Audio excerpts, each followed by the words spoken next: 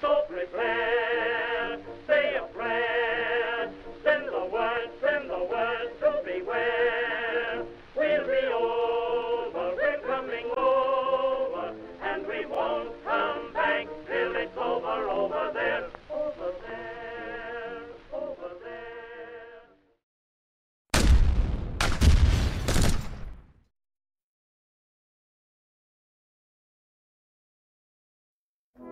I was a soldier in the Great War. I remember very well the day my war began. My father had just brought the Moose Jaw newspaper home to the farm on August 4th, 1914. In big bold letters, the headline read, "Britain declares war on Germany." As to our duty, all are agreed, east and west, and shoulder to shoulder, with Britain and the other British dominions in this quarrel. And that duty we shall not fail to fulfill, as the honour of Canada demands. Apparently an archduke of some kind had been assassinated, which started the conflict. The next day, Canada went to war. Patriotic fervour swept through the nation at the outbreak of the Great War. I was not yet 18, so I could not enlist. But in the meantime, I spoke to several friends and neighbours about the war. It seemed like everybody had their own reasons for enlisting, but for many, it was just a chance to break the monotony of small-town Saskatchewan. Well, I for one was excited about the prospect. I had visions of adventure, going off to war and coming back with a chest full of medals and loads of great stories to tell. So, on my birthday in January, I prepared to go to the Moose Jaw recruiting station to enlist. I became part of the 28th Northwest Battalion. On the day I left the farm, my mother, a little teary-eyed, gave me this journal and said, "Now you be careful, Frankie, and don't you get in with a drinking bunch." I assured her I wouldn't, and that after routing out the Hun, I'd be home for Christmas. In May of 1915, I boarded the SS Northland with my regiment and set sail for England. When we arrived, we were sent to Dibgate, a tent camp in Kent. If one had complained about our previous camp in Valcartier, Quebec, they were soon longing for those days, once at Dibgate. Every breeze or small gust of wind sent sandy soil into everything. Food, clothing, bedding, eyes, nose and mouth. The uncomfortable conditions at Dibgate only furthered our resolve to get to the front. And later days, when it seemed like the war would never end, we sometimes joked about our premature enthusiasm. Finally, we were sent to France, and from there to the Ypres salient, which marked the beginning of our unenviable lives in the trenches. Now, for those of you who don't know, a salient is a battlefield that projects into enemy territory, and surrounded by the enemy on 3 separate sides. Naturally, this causes some wee problems for the boys defending the position. Routine ruled the day. 1/2 hour before dawn, we stood to, and that was followed by breakfast.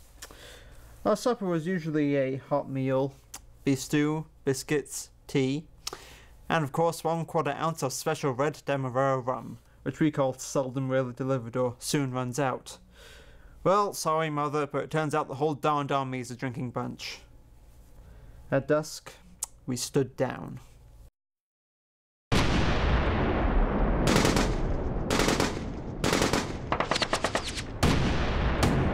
As the war progressed, the situation became beyond our endurance. There was no glory in the hell the war had become. When it rained, which it did constantly, the water poured into the trenches. One of the jokes making the rounds at the time was a new recruit would ask the old hand, "How long has it been raining?" "I don't know," replied the Canuck. "I've only been here 11 months. Day after day, week after week, we ate and slept in soaking wet uniforms. Artillery shells would land nearby and constantly bury us in thick mud. We fought lice constantly, but could never conquer them.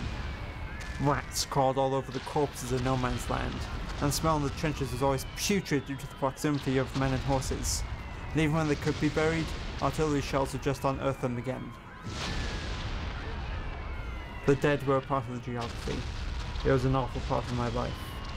Sometimes, I thought I was witnessing the end of the world.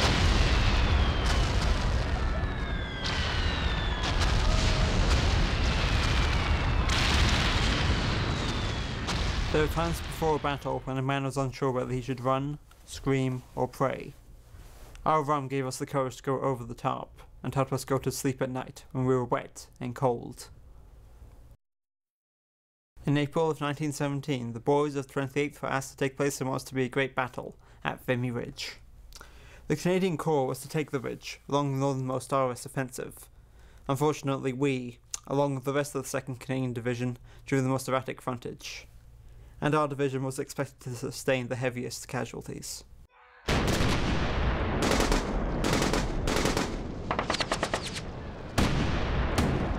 Nevertheless, battling through the mud, the 28th was able to capture the fortified village of Toulouse, and by the end of April 9th, the 2nd Canadian Division had helped capture much of the ridge. As the Germans withdrew behind the Hindenburg Line, they thoroughly devastated the countryside. As all of my fellows wrote home, "There's what we're fighting for, and for heaven's sake, let's give it to Fritz, and apologise for it being such a mess." So many Canadians today see Vimy as a great nation-building exercise, as all 4 of our divisions helped attack the seemingly unbreakable Vimy Ridge. And for me, it was a proud moment, for I, Frankie, of Moose Jaw, Saskatchewan, helped the Canadian Corps stand atop the almighty Vimy Ridge. But looking down from the ridge did not produce the reaction I thought it would. The war was not over, nor did it seem like it would be anytime soon.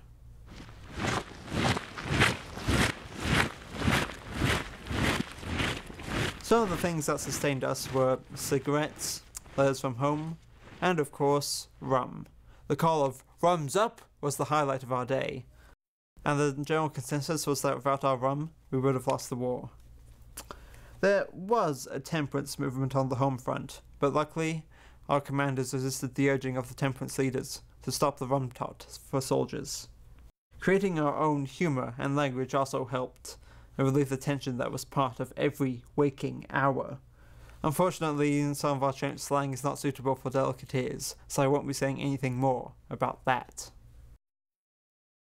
Shortly after Vimy, I was wounded by shrapnel to the neck and sent to a casualty clearing station on the front lines. It was there that I came to really appreciate the hard work of the nursing sisters, who tended to the sick and the injured. Ron gave me an extra sip of rum, and even penned a letter to my mother for me. Her kind eyes comforted me, but I could see the toll the war had taken on her. The war did end. When the armistice was declared in 1918, I could hardly wait to return home.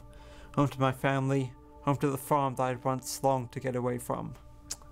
I returned with few physical injuries, unlike some of my fellows who were blinded or dismembered.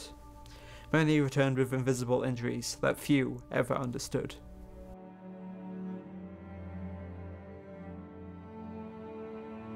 When I returned, I married Ethel, the girl I left behind, on a beautiful spring day in the prairies. We settled down to raise our family, 3 girls and 1 boy, on the land that I come to appreciate was the greatest on earth. But the war changed many things for me. Never again will I look upon the world the same way as I now saw the great wars of folly on a grand scale. As hard as I tried to forget my war years, I could not, and sometimes I'd wake in the middle of the night having dreamt I was back in the trenches, guns blazing, shells crashing, and men screaming. How I ever endured such conditions, I will never know. Yes, I was a soldier in the Great War, and as hard as I try to forget, there was one person from that time who I will always hold close to my heart. She was the nursing sister with the kind eyes, who tilted my head back for that extra sip of rum when the pain was at its worst. Her name was Alice.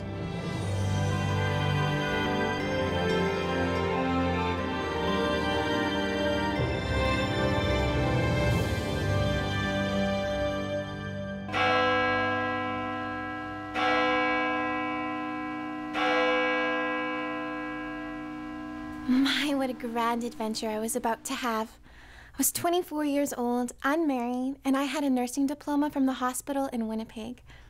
My name is Alice. When war broke out in 1914, my father, the Reverend Hugh Campbell, orated from his Anglican pulpit of the need for young men to enlist in the army and to fight the godless Huns. There was propaganda everywhere. to join up, to farm, to ration, to nurse, and I was eager to do my part. I was a woman of the 20th century, eager for excitement and adventure. So, for the splendid sum of $4.10 per day, I entered the Canadian Army Medical Corps with the rank of lieutenant and was shipped off to England. My first hint of the new world that I was entering was on board ship, when I saw that we were accompanied across the ocean by armed vessels. On arrival in England, 20 of us nursing sisters, we were called sisters because the early nurses belonged to religious orders. We were posted to stationary hospitals there, but it soon became clear that we were needed closer to the front at casualty clearing stations. I was sent to Ypres, a British Army base in France, to the #1 Canadian General Hospital. We were set up in brown canvas tents, which held 70 beds and 2 operation rooms. The soldiers there, they named us Bluebirds because of our blue dresses, our white aprons, and white veils. Our uniforms were very prestigious, but the high collars were very uncomfortable.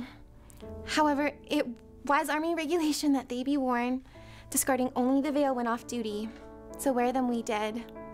The aprons, they were heavily starched, the theory being that the lice that came off the soldiers would not stick to them.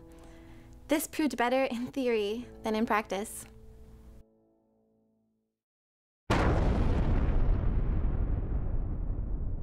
As it turns out, I was not prepared for life at the front. So close to the war being conducted on the southern and eastern fields of the Battle of France. Our compound was under constant threat of German raids, even though these actions were against the Hague Convention, and many nurses died while attempting to do their healing work. On May 19th, 1918, the hospital compound that I was working in was bombed, and 3 nurses, my friends, were killed, along with 56 fatalities and many wounded. I was injured by a falling beam, but managed to keep working, helping to evacuate the wounded and the other sisters that were trapped in the debris. On May 29th, 1918, the #3 hospital in the citadel of Doullens, France was bombed, even though the hospital was well marked with red crosses that were quite visible from the air, for the night was clear and bright. 3 Canadian nurses died in this raid.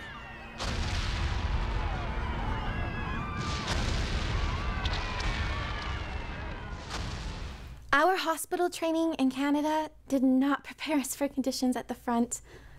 In addition to treating battle wounds, we also had to treat infectious diseases such as tuberculosis, also dysentery and typhoid, with whatever disinfectants we could find.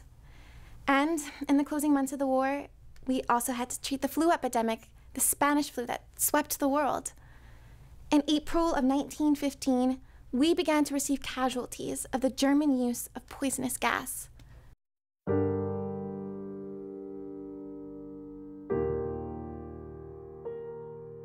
It was impossible to supply the demand for respirators. Ambulance after ambulance, convoy after convoy brought in the wounded, and this went on all night. A bugle would sound and staff would immediately begin to help patients. Those who were able were bathed by the orderlies, given a clean, warm bed, cocoa, bread, and butter. And of course, they all wanted cigarettes. Men and officers were wild about smoking. These men, they were so grateful, and they wanted so little. Many had been gassed and burned by liquid fire shells. Some of them were desperately injured, especially about the eyes. The new gas mask recently provided proved inadequate. The gas penetrated and burned the masks. Wounds caused by bursting shrapnel were the most severe. It ripped and tore and penetrated tissue in a horrible manner. I had never seen wounds so awful. The Germans used glass, screws, needle points, anything they could find to make a bad wound. There were sometimes 30 to 40 funerals a day in our compound alone. For some of the men, their nerve had gone and they cried like babies. For others, they just stared and said nothing. They all seemed so young. I have had badly wounded boys, as young as 17, 18, and 19. The 17-year-old boy had one leg amputated, and the other, and one arm peppered with shrapnel.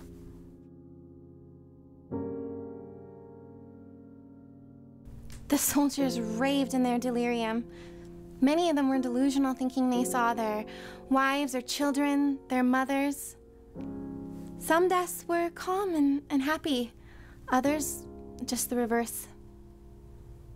A bullet in the lung of one young soldier could not be extracted, and every breath that he tried to take was in agony.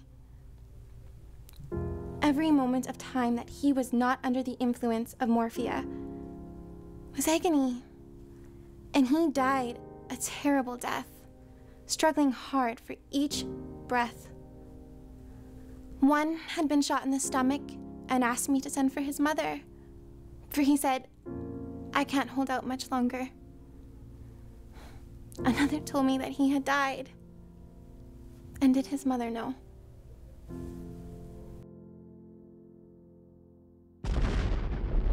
Men who came in convoys were in a terrible state of nervous collapse, many of them having been blown right out of their trenches. We suffered through heavy bombardment at night, and it was impossible to sleep through the noise. From my window, I could hear gun flashes and ground lights and searchlights. There was one night, a heavy bombardment all around us, with 17-inch shells flying close during operations. It made it very difficult to go on as usual. My knees did shake. The air would be thick with red dust and flying bits and smoke. 3 Zeppelins passed quite close by overhead. Our wards were full of gas poisoning cases, a terrible sight. The slight ones looked rather like pneumonia, and the bad cases, they were terrible. They were blue and gasping, lungs full of fluid and not able to cough it up. It was not unusual for 6 or so men to die in our ward in one day.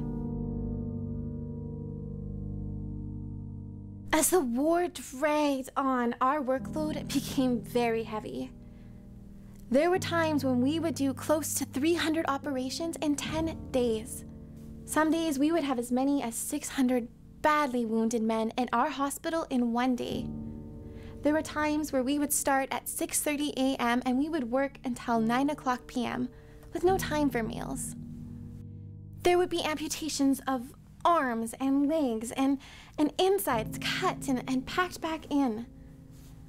Some days we just lost track of the cases that we treated. In one 6-day period, we had over 2,000 wounded to attend to. Some men were so blown to bits that they came in just to die. Many of them would go straight to the theater for amputation of limbs or to have their insides, which had been blown to bits, replaced and, well, made a little bit more comfortable for the few hours that they had left to them. The wards were full of groans and pleadings, and we didn't know where to begin for the thousands of things that had to be done at once. We were all tired, in mind and in body. We heard that Ypres was ruined and that heaps of dead English, French, and Belgium lay all over the town. The road between our lines and Ypres was strewn with dead horses and smashed carts.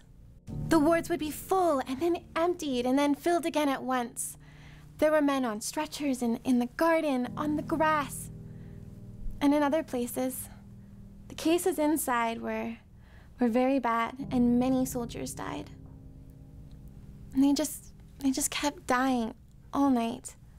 We would evacuate at 2 a.m. and fill up again, and at times there were close to 200 patients in a ward built for 60. When we did have spare time, we often wrote letters for men who were incapacitated. Many times I wrote down the dying statements of men, transmitting them to their relatives through the Red Cross organization. We also became friends with some of the soldiers that had long hospital stays, getting to know them and hearing about their families. However, it was hard to see them suffer. And sometimes to die.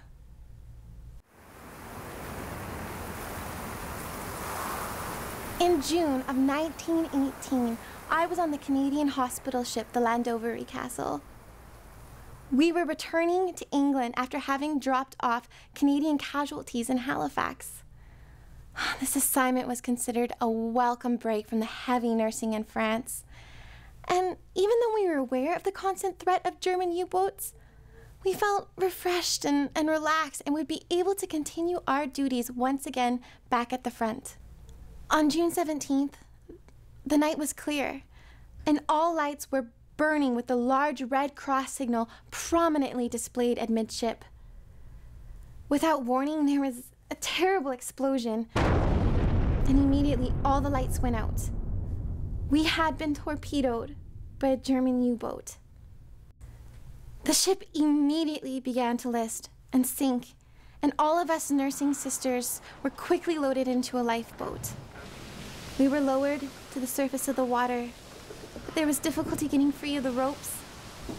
The choppy sea pounded our boat against the side of the ship.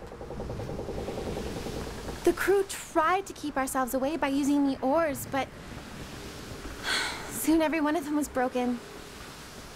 Finally, the ropes let loose and we drifted away. We were carried to the stern of the ship when suddenly a part of the deck seemed to break away and sink. I was very afraid, but I tried not to show it. And to this end, my discipline and training went out. I heard Nursing Sister Fraser ask Sergeant Knight, who had charge of our lifeboat number 5, if there was any hope for us. He replied no. We were drawn into the whirlpool of the submerged afterdeck. The suction drew us into the vacuum and the boat tipped over, and every occupant went under.